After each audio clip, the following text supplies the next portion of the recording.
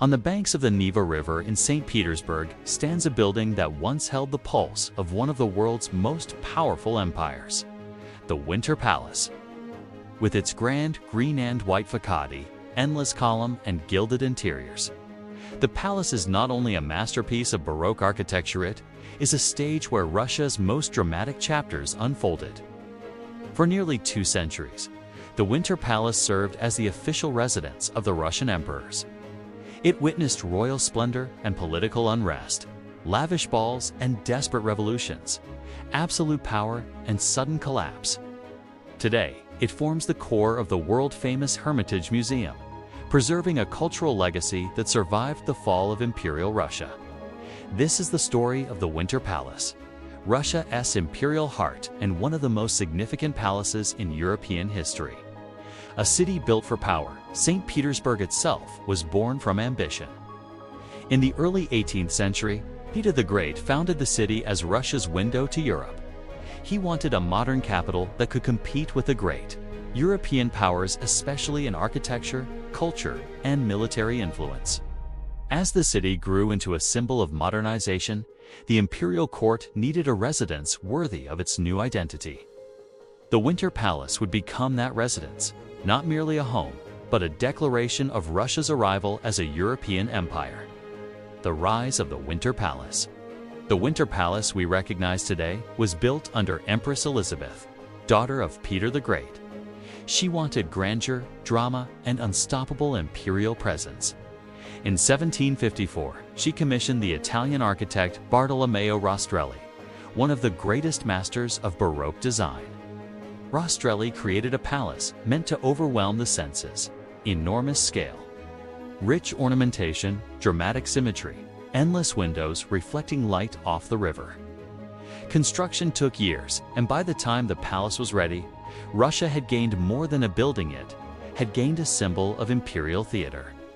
The Winter Palace contained over 1,000 rooms and was designed as an empire in stone. Catherine the Great and the Palace of Culture after Elizabeth's reign. The Winter Palace entered its next legendary era under Catherine the Great. Catherine was not only an empress, she was a political strategist and a patron of culture. She believed that art and intellect strengthened imperial prestige. She expanded the palace complex and began collecting artworks on an enormous scale. This collection would eventually become the foundation of the Hermitage. Catherine's vision transformed the Winter Palace from a royal residence into a cultural powerhouse. In her world, diplomacy and art were linked. The greater the empire's beauty and sophistication, the more powerful it appeared. Inside the palace, a world of gold. To step inside the Winter Palace is to step into imperial luxury. The palace was designed to impress not only Russian nobility, but also foreign ambassadors. Everything was intended to communicate wealth, authority, and tradition. Among its most famous interiors are the Jordan Staircase. Perhaps the most iconic entrance is the Jordan Staircase, a monumental stairway of white marble, gilded decoration, towering mirrors, and chandeliers. It was used for ceremonial occasions, especially Epiphany, when the imperial family would descend toward the river. This staircase was not simply functional, it was a staged moment of power. The Grand Throne Room, the throne room, embodied absolute authority. Here, the emperor appeared not as a politician, but as the state itself. The Malachite Room, famous for its brilliant green malachite columns and decorations. This room became one of the palace's most striking symbols of luxury. Ballrooms and reception halls. The Winter Palace was a world of rituals and celebration. Balls, concerts, and receptions were not just entertainment, they were tools of politics, where alliances formed through elegance. The palace as a political machine. Though it was known for luxury, the Winter Palace was also the administrative heart of the empire. Behind the glamorous rooms, the imperial court worked relentlessly. Official meetings, political strategy, military decisions, diplomacy with Europe. The palace represented the idea of autocracy, the belief that the emperor ruled by divine right and absolute authority. But that authority came with constant fear.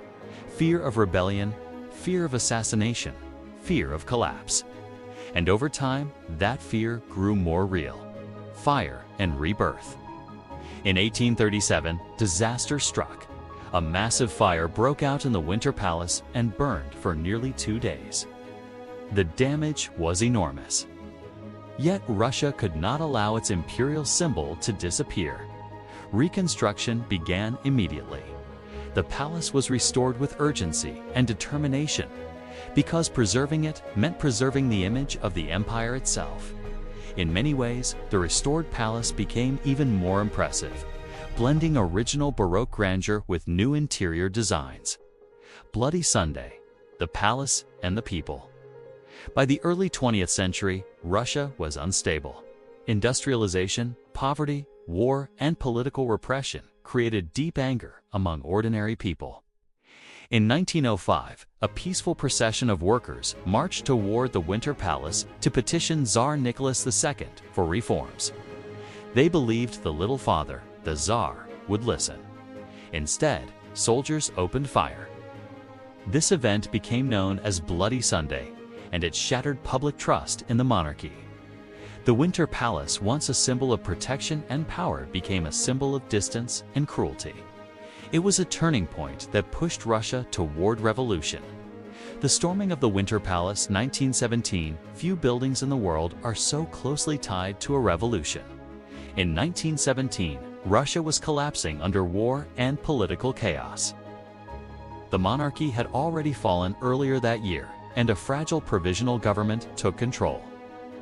That government operated from within the Winter Palace. Then, in October 1917, Bolshevik forces led by revolutionaries took action. The storming of the Winter Palace became one of the most famous images of the Russian Revolution. In reality, the event was less dramatic than later propaganda films suggested. But symbolically, it was monumental. It represented the end of Imperial Russia. The palace that once held absolute power had been taken by history itself.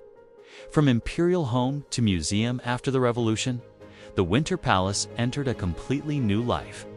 It became part of the State Hermitage Museum, one of the greatest art museums in the world. What was once reserved for royalty became accessible to the public. This transformation is one of the palace's most fascinating facts. It survived, it was preserved, and it became a cultural treasure rather than a political symbol. Within its walls now stand priceless masterpieces by artists such as Rembrandt, Leonardo da Vinci, Raphael, Titian, and many more. The Winter Palace became proof that history can change, purpose-turning power into memory, luxury into heritage. Why the Winter Palace still matters. The Winter Palace is more than architecture. It represents the ambition of Imperial Russia, the cultural bridge between Russia and Europe, the beauty of monarchy and its fragility. The moment an empire collapsed, few places contained so many contrasts: art and violence, ceremony and rebellion, grandeur and tragedy. Standing before the palace today, it is impossible not to feel the weight of what happened here. A palace that outlived an empire, the Winter Palace was built to symbolize a dynasty and protect an empire. But empires do not last forever. What makes the Winter Palace extraordinary is not only its beauty, but its survival. It witnessed the rise and fall of Tsars, the pain of revolution, and the birth of a new Russia. Today, it still stands along the Neva River, not as a throne of power, but as a museum of civilization. And perhaps that is its greatest legacy, a reminder that even the most powerful rulers vanish, but art, architecture, and memory can endure.